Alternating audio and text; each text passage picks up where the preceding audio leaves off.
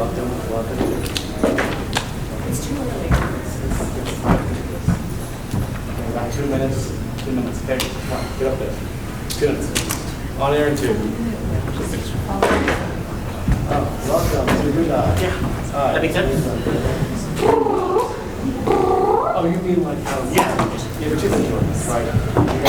Correct? Try to perk up. I have something. Right? Yes. Excuse me. Just play a sound, play a song. We're doing Superman today. Okay, right. We need to let the new guy get to the other side. Oh, hi, new guy. We know who's playing Superman. Don't touch the props. Who's playing Superman? Yeah, do we know? Yes, we do know who's playing Superman. He's just not here yet. Okay. He'll be here in a minute. Is he a new guy too? To us. New guy to us. Chase Parker's playing Superman? I was going to keep that a secret. It's really expensive. There's just there. Yes. Oh, great. Can the studio afford it? And so be us. Hi, Chase. Big fan. About that project that we talked about, I think we're just going to do it live today. Sorry I'm late. Traffic was murder. I'll tell you. Okay. Yeah. So we'll do the Superman first, like we practiced. Okay, I got an announcement. We're going to do the Superman first, like we practiced. But then we're going to do the new one that we... The new one? Yeah, the one that I passed out at last night's rehearsal. For next week. You are the new one, but yeah, the one for next week, right? Yeah, we got Chase here, so we might as well do that one now. We have not run that. I know, it's going to be brilliant, though. We're all professionals. Okay? Some of us. Okay, fair enough. All right, so Superman in about 60 seconds, guys. Guys, we have about 60 seconds, okay? 60 seconds till we're on live, all right? Make sure you got everything that you need. Do your warm-ups, things like that. Do you need help warming up? We're pretty sweaty. It's going to close the door and straighten out. Shake it out. Shake it out. You're a professional. I'm a professional.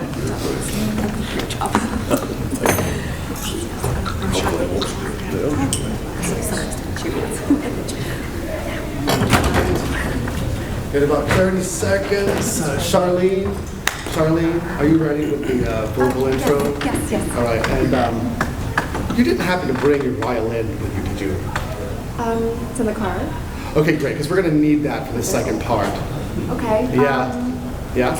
Sure. Yeah, and I know it's new, but I went ahead last night after we did the read-through and assigned all the roles. The script is here with your stuff, so just make sure that you follow the lines as they're assigned, okay? Some of you might be disappointed, but that's okay. I know. All right, here we go. We're on live. Live in 5, 4. Kellogg's Pep, the super delicious cereal presents The Adventures of Superman. Faster than a speeding bullet. More powerful than a locomotive. Able to leap tall buildings in a single bound. Look up in the sky. It's a bird. It's a plane. It's Superman. Yes, it's Superman, and today we begin a brand new adventure for the Man of Steel. An adventure that is to test all his great and unusual powers to the utmost. A strange and dramatic scene is taking place in the private office of editor Perry White of the Daily Planet. Clark Kent, his face ashen gray, and his hands clutching the arms of his chair, is staring at the late afternoon edition of the paper on White's desk. The editor, alarmed, has risen and is about to go to Kent's assistance when the door opens and Lois Lane enters.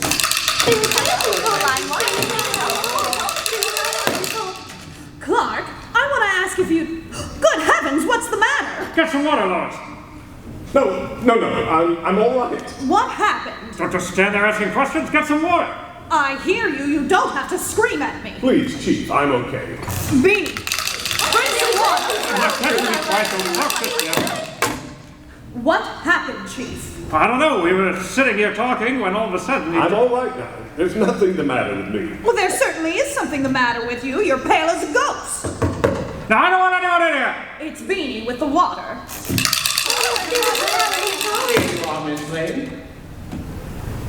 Here, Clark, drink this. I'm really all right now. Well, drink it anyway. Would have never hurt anyone. Here, go ahead. There. Don't get up, I'll take the glass. I'm all right. Leave it on the desk. Okay. Now, Ken, you just sit back and relax now. Now, do as I say. All right. Sorry I caused this trouble. Will someone please tell me what happened? It was nothing, Lois. Really. It must have been something because when I walked in here, your face was the color of the chief's hair. What's wrong with the color of my hair? Well, there's nothing the matter with it, but it's gray. Okay, well, when you're as old as I am, your hair will be gray too. I don't doubt that for a moment. Now, what happened? You started to tell me, Chief. It was nothing, Lois. Believe me. Oh, you keep quiet. Now, go ahead, Chief. Thanks. Good grief. Isn't it possible to carry on a normal conversation around here without sarcasm or screaming or jumping down people's throats? I'm asking a simple question. What happened in here that made Clark look like a ghost? If you'd only stop talking long enough for another person to get a word in edgewise, maybe you'd find out. There's nothing to find out. You keep out of this. I'm waiting, Mr. White. You two! Me too what? You two! Never mind. I'd better tell you what happened before you drive me crazy. Now, we were just sitting here talking. I don't remember what about. That's not really important. When someone came up from the press room with a copy of the early edition of the newspaper. Who? What's it matter who? A guy from the press room, okay? A guy named Joe. All right, golly. He put the paper on my desk. Here it is. He went right on talking. I got a phone call, and while I was on the wire, Kent leaned over, glanced at the front page of the paper. Next thing I know, he looked like he was going to die right in that chair. Now, wait a minute. That's a slight exaggeration, Chief. You certainly looked that way when I came in. Well, maybe I'm tired. Maybe I need a vacation. But right now, I've got some work to do in my office. You come back here. Sit down. Let him go, Chief. I will see you all later. Darn fool, Lois. I'm worried about him. Maybe he does need a vacation. Oh, wait a minute. Let's see what's on the front page of the paper that might have shocked him. I can't imagine any news story having that effect on him. MacArthur warns Japs against sabotage. President asks for tax reduction. Coal strike pending. Noted meteorologist dies. 5 rescued from a fire. That's all except for the weather report. Well, maybe it wasn't anything in the paper. Clark has been acting strange lately, Chief. As though he were hiding something. What's he got to hide? Well, it might be anything. You know as well as I do, Chief, that Clark isn't really a normal person. There's something peculiar about him.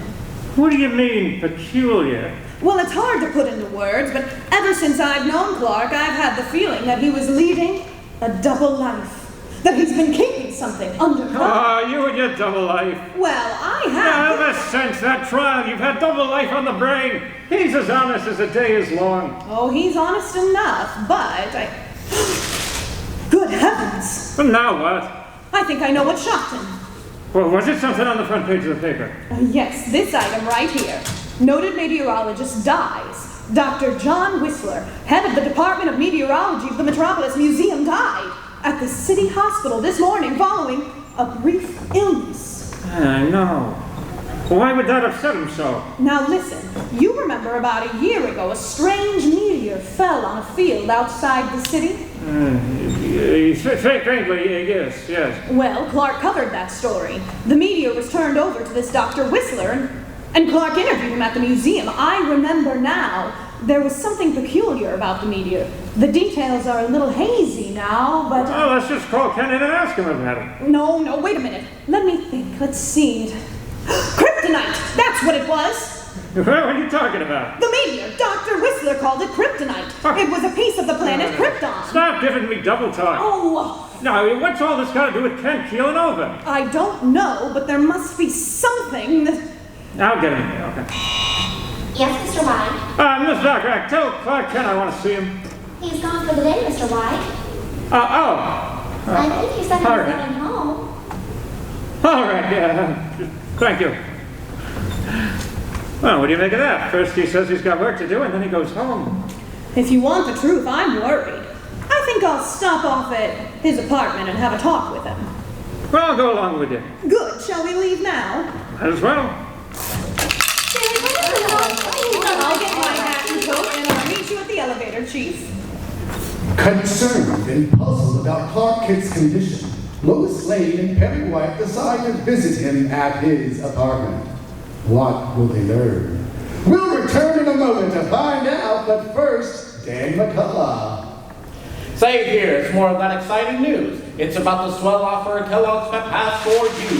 Kellogg's Pep has a smart-looking, streamlined, real sundial wristwatch for you. One that you can wear on your wrist wherever you are to tell you the hour of the day by the sun. And in a minute, I'm going to tell you how you can get it. It's the modern 1945 version of an instrument that's been part of man's life since the days of ancient Egypt. It's about the size of the usual wristwatch, and it's made from gleaming aluminum, with a strap that holds it flat on your wrist.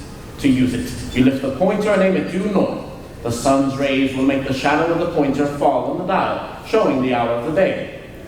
Boy, what fun you can have playing cops and robbers and meeting when the shadow falls at 3. Now here's how you can get this grand Kellogg's Pep offer.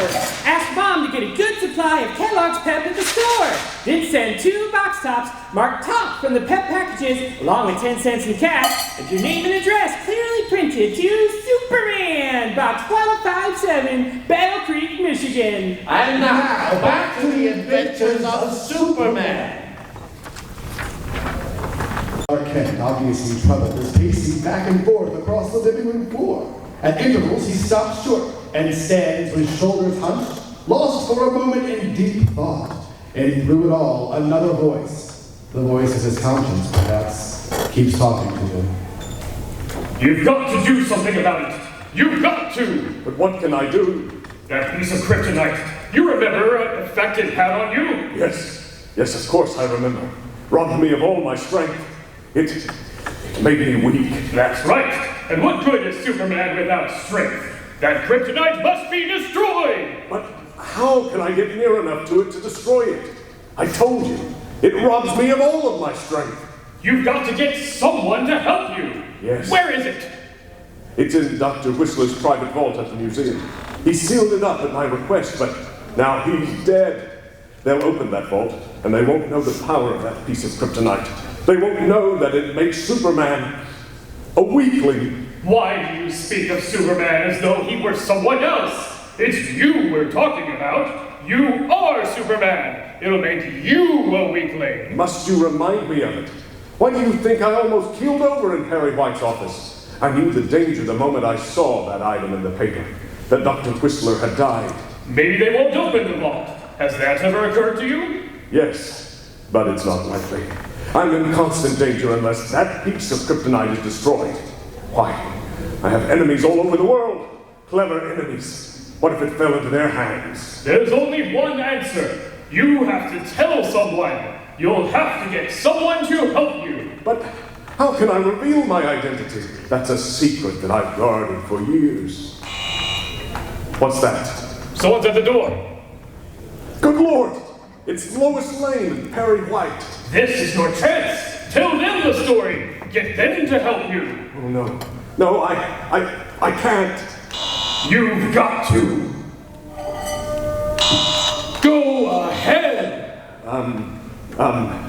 Just a moment. I'm coming. Oh, well, hello. What brings you two here? We thought we'd stop by to see how you were, May we come in? Oh, sure, of course. Oh, I'm fine now. I feel like $1 million. No, that can't. Let's not beat around the bush. There's something wrong with you. You're not yourself. What do you mean, Chief? Lois has this idea that you're hiding something. Hiding something? Clark, do you know anything about a piece of kryptonite? Chad, what's the matter? Nothing. You see, I was right, Chief. There is a connection. What are you talking about, Lois? Now, we want the truth, Ken. Straight from the shoulder. You're in trouble and we know it. We're ready to help you if you'll tell us what's wrong. Believe me, Chief. Clark, be sensible. When you read about Dr. Whistler's death in the chief's office, you almost fainted. No, well, you're just... The same thing happened just a moment ago when I mentioned the piece of kryptonite. Well, perhaps There must be some kind of connection. All right, there is some connection. Now, sit down, Kent. Tell us all about it.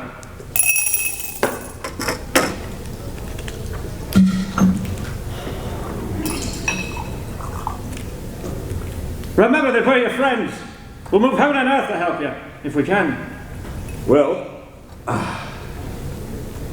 it's a long story, and part of it is going to amaze you, but I suppose I'll have to tell it. Go ahead, Clark. Anxiously, Lois Lane and Perry White lean forward in their chairs as Clark Kent draws a deep breath and begins his story. What is he going to tell them? Is he finally, after years of guarding the secret, going to reveal his double identity? Reveal that Clark Kent and Superman are one and the same person? No. This is a tense moment. A moment for which many of us have been waiting. So be sure to tune in tomorrow, same time, same station, for The Adventures of Superman! Faster than a speeding bullet! More powerful than the locomotive! Able to leap tall buildings in a single bound! Look, up in the sky! It's a bird! It's a plane. It's Superman! Fellas and girls, be sure to follow The Adventures of Superman, brought to you every day, Monday through Friday, same time, same station, by the makers of that super delicious cereal, Kellogg's Pep. Kellogg's Pep. And for other thrilling adventures of Superman, see your local newspaper. Superman is also a colored feature appearing in the Superman BC publications. This is WETC. And we're all. Okay, take 60 seconds. Let's reset for chapter 2. We're just going to go right into it, okay? Go right into it. I all was right. promised a smoke break between shows. I'm sorry, Andrew, but there's no time for smoking. It's a bad habit anyway. I won't forget this. I understand. Checks. All right. We ready? You told me last week I was going to be Lois. I know, but I can't deal with this right now, Charlene. Can we deal with it afterwards? What am I going to be Lois? That's not how it works here. All right, we're on in 20 seconds, guys. 20 seconds. Are we ready? Your daddy designed the station. Monkey up, boy. Geese, This is a tough one, guys. thunder. All right, we're on in 5, We have some 4. Cows. Kellogg's Pep, the super delicious cereal presents. The Adventures of Superman. Faster than a speeding bullet! More powerful than a locomotive! Able to leap tall buildings in a single bound! Look, up in the sky! It's a bird! It's a plane. It's Superman! Yes, it's Superman, and today the Man of Steel tells a wondrous story of the planet Krypton, and how he, Superman, came to Earth. But before he begins, let's hear from our good friend, Dan McCullough. It's Tuesday again, Pep Gang, and here I am with swell news for you about the grand offer Kellogg's Pep has for you. Kellogg's Pep has made especially for you a wonderful, new, real sundial wristwatch, beautifully designed instruments. About as big around as the usual wristwatch, it's made of real aluminum, gleaming and bright, with a strap that keeps it flat on your wrist. To use it, you lift the shadow hand or pointer and aim it due north. The sun's rays will make the shadow of the pointer follow the dial, showing the hour of the day. It's a grand thing to have, gang, and it's something you can use, whether you and your pals are playing games or if you're out to the country camping. You know, gang, sundials have been in use since the early days of mankind. And this new, modern Kellogg's Pep sundial wristwatch will give you plenty of fun. Now here's how you can get yours. Just send 2 box tops marked top from packages of that super delicious whole wheat flake cereal, Kellogg's Pep, along with 10 cents in cash and your name and address, clearly printed, to Superman, Box 157, Battle Creek, Michigan. Let me repeat that for you. Just send 2 box tops marked top from boxes of super delicious Kellogg's Pep, along with your name and address, printed clearly, to 10 cents and 10 cents in cash, to Superman, Box 157, Battle Creek, Michigan. It's your chance to get a real sundial wristwatch. And now, the Adventures of Superman.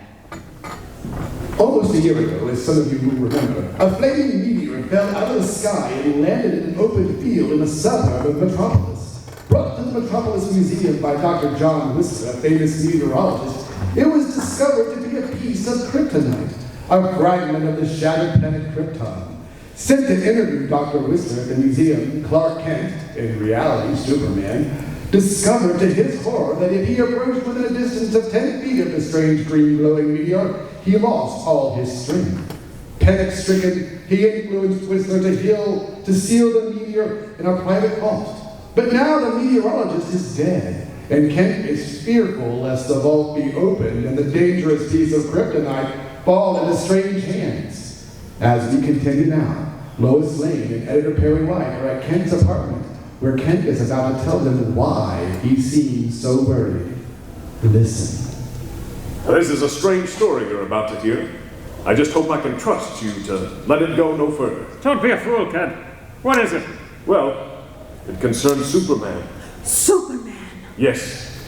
As you may or may not know, Superman was the only survivor of the planet Krypton when it exploded in space many years ago. He came to Earth as an infant and grew up to discover that he had strange and unusual powers. He had an impenetrable skin and tremendous strength and the ability to withstand fire and flame. He also had the power to leap great distances and to sustain himself in midair. Well, perhaps I'd better go back and tell you the whole story, huh? What story? The story of how Superman came to Earth, Chief. What? Well, how would you know that story, Clark? I'll explain later, Lois. First, I want to take you on a far journey, millions of miles from Earth, where, not so many years ago, the planet Krypton burned like a wondrous star in the heavens. Here, civilization was far advanced. It had brought forth a race of supermen, men and women like ourselves, but advanced to the absolute peak of human perfection. Yes. As we near Krypton, we see high walls and gleaming turrets. We approach the magnificent Temple of Wisdom with its dome of pure crystal, shimmering like a diamond in the sun. There, in a great marble hall, Jor-El, Krypton's leading man of science, is about to address a special meeting of the planet's governing council. Why were we called here? What is the meaning of this? Council members! I have completed my solar calculations, and much as I dread uttering these fateful words, I have come to the conclusion that Krypton is doomed! Council, hear him out. Let me try and explain, Council. The sun is gradually drawing Krypton closer to it. Within a month, possibly only a week, the gravitational pull will be so tremendous that Krypton will not be able to weather the strain. And then our planet will explode like a giant bubble, destroying every living thing on it. What are you talking about? Council. Assuming for the moment, Jor-El, that what you say is true, how are we to avoid this catastrophe facing us? How can we stop it? It cannot be stopped, Roseanne. It's a force of nature that even we, who are supermen, are powerless to prevent. But there is one way to escape. Escape? What do you mean? As you know, I've been working these many months on a model of a spaceship, which, in its final form, is designed to carry the entire population of Krypton to another planet. If you will assign to me 1,000 skilled workers, I will endeavor to construct this spaceship before the end comes. It is all well and good, Jor-El, to speak of spaceships. But where would we go? To the planet Earth. My studies tell me this planet has an atmosphere almost identical to our own. Jor-El, you've been working too hard. You need a rest. Believe me, we have the utmost respect for your knowledge and integrity, but this is too much. Planets as large as Krypton do not explode. Wait, do you hear that, Council? I hear only a distant thunder. It is not thunder, Roseanne. That's an eternal eruption gas, exploding in giant pockets. You're listening to the forewarning of doom. Quakes like that are sounding the death knell of Krypton. It will happen, Council, and happen soon. And when the last great eruption comes... When it comes, Jor-El, we will all be ready for it. If Krypton is to perish, we will perish with it. But I assure you, Jor-El, your beard will be long enough to trip over before that time comes. Very well. Laugh if you wish, Roseanne. Laugh, all of you.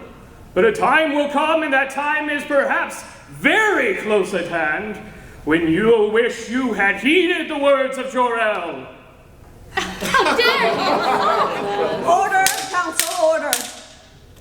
Members of the Governing Council, you have heard Jor-El speak. Is it your wish that we devote time and energy to build a spaceship in order, as Jor-El suggests, the entire population of Krypton be transported to the planet known as the Earth? No! All in favor, say aye. The Council has spoken, Jor-El.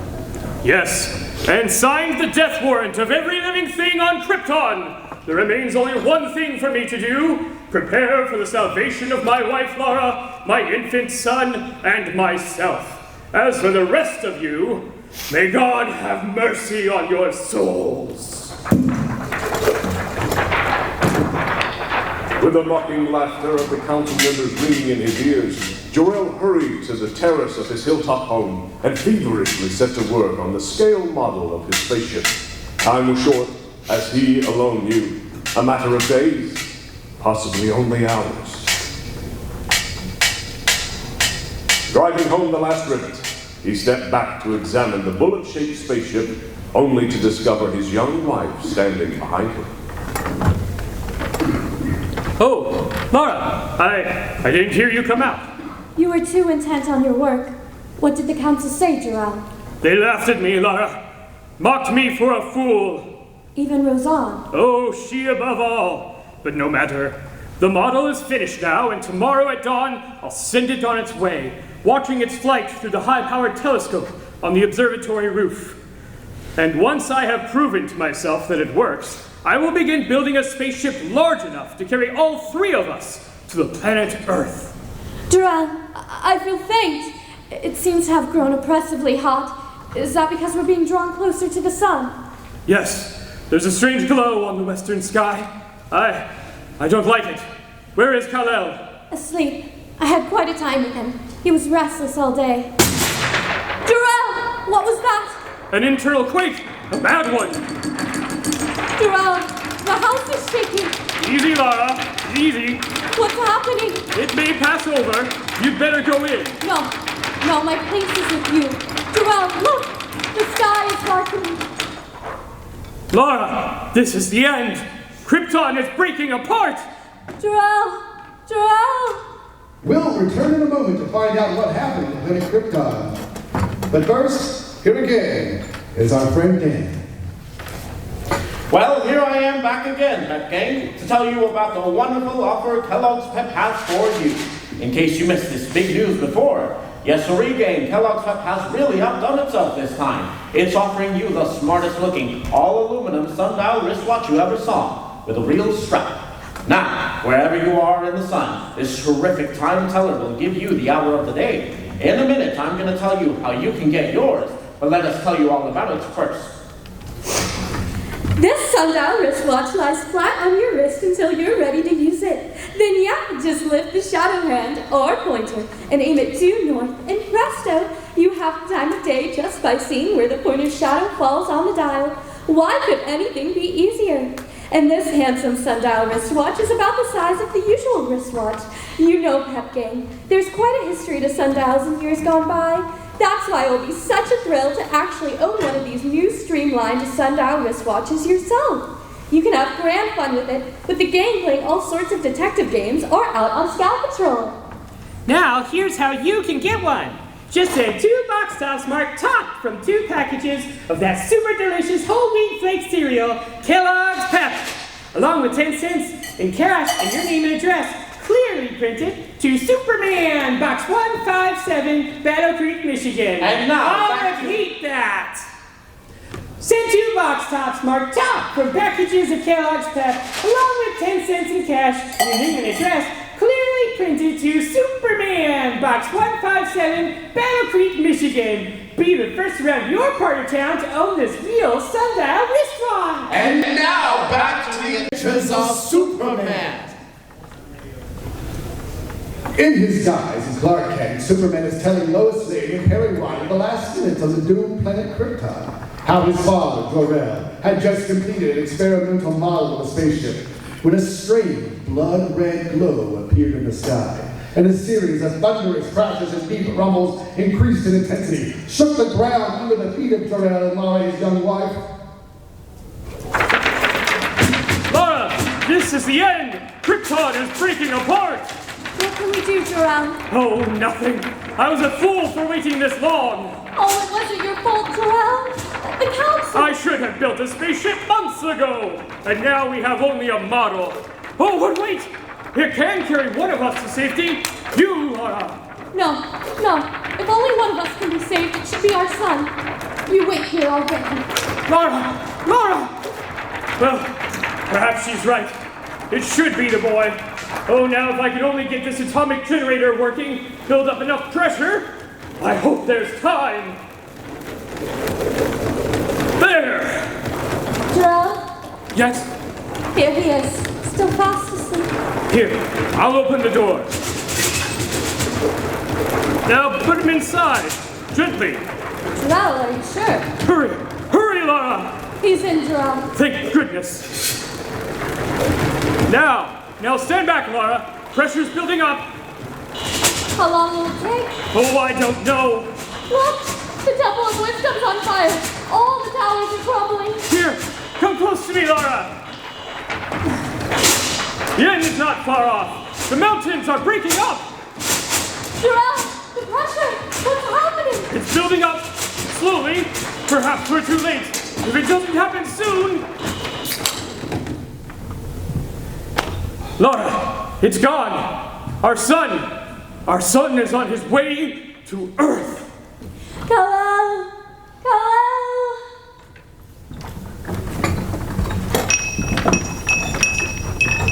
Streaming through space, the tiny steel rocket landed toward Earth, leaving the glowing fragments of the exploding planet Krypton behind it. Good heavens, Clark. Go on, Kent. That baby. The one in the rocket. It was Superman, wasn't it? Yes, Chief. That is, he grew up to be the person we know as Superman. And now, I'm going to tell you and Lois what happened to him, and why I need your help so desperately. You see, Jor-El had set the directional finders in the tiny rocket ship bearing his infant son toward this planet Earth. But A strange expression on his face, Clark Kent begins to tell Perry White and Lois Lane what happened to himself. What is the rest of this fabulous saga of Superman? And is Kent, now in such grave danger, actually going to reveal at last that he is Superman? Don't miss tomorrow's exciting episode, fellas and girls. Tune in, same time, same station, and listen to The Adventures of Superman! Faster than a speeding bullet. More powerful than a locomotive. Able to leap tall buildings in a single bound. Look, up in the sky! It's a bird! It's a plane! It's Superman. Fellas and girls, be sure to follow The Adventures of Superman, brought to you every day, Monday through Friday, same time, same station, by the makers of that super delicious cereal, Kellogg's Pep. And for other thrilling adventures of Superman, see your local newspaper. New Superman is also a copyrighted feature appearing in Superman DC publications. This has been WETC. And we're off. Okay, we're going to take 3 minutes and reset for the shadow. You're doing the shadow now. And it's a change from before, okay? Everybody get ready. Shadow. Chase, can I speak to you just a second about this one?